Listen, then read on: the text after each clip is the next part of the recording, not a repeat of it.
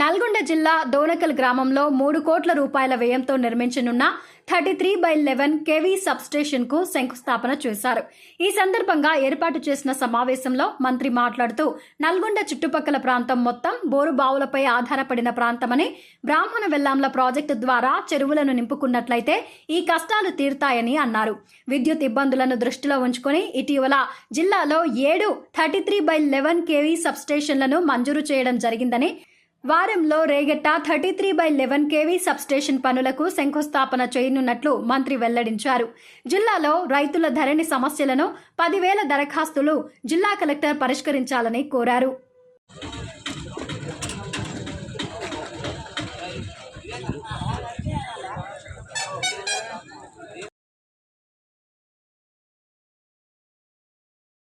దోనకల్ గ్రామంలో గుళ్ళపల్లి దోనకల్ చౌరస్తా మధ్యలో అక్కడ కోరండాపురం మధ్యలో దాదాపు 3 కోట్లతోని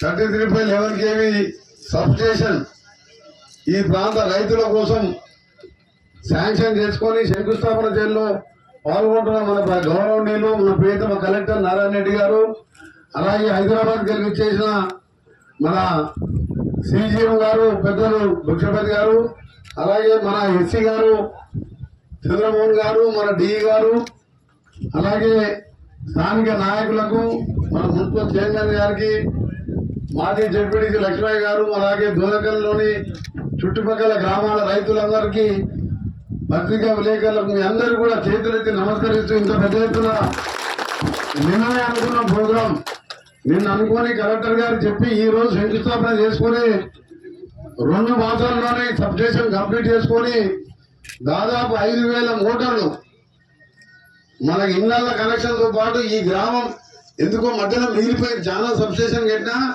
అప్పుడు ఈ ల్యాండ్ దొరకక సబ్స్టేషన్ మిగిలిపోయింది శాంక్షన్ అయినా.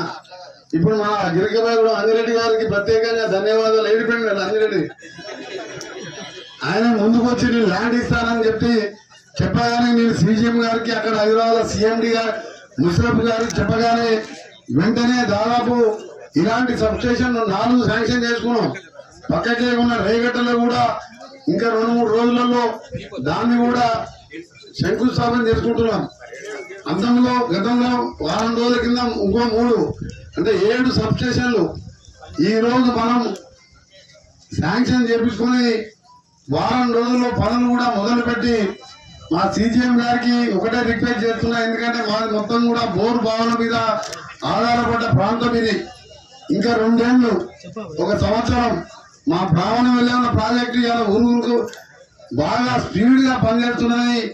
దాన్ని కూడా 2 నెలల్లోనే ఈ కెనాళ్ళు తీసి డిసెంబర్ లోపు దోనకల్ కానీ, పెద్దదోమపల్లి చెరువు కానీ, కంచెలపల్లి చెరువు కానీ, అప్పాజిపేట, అన్నపర్తి, చెల్లపల్లి వరకు ఇటు నర్సింగ్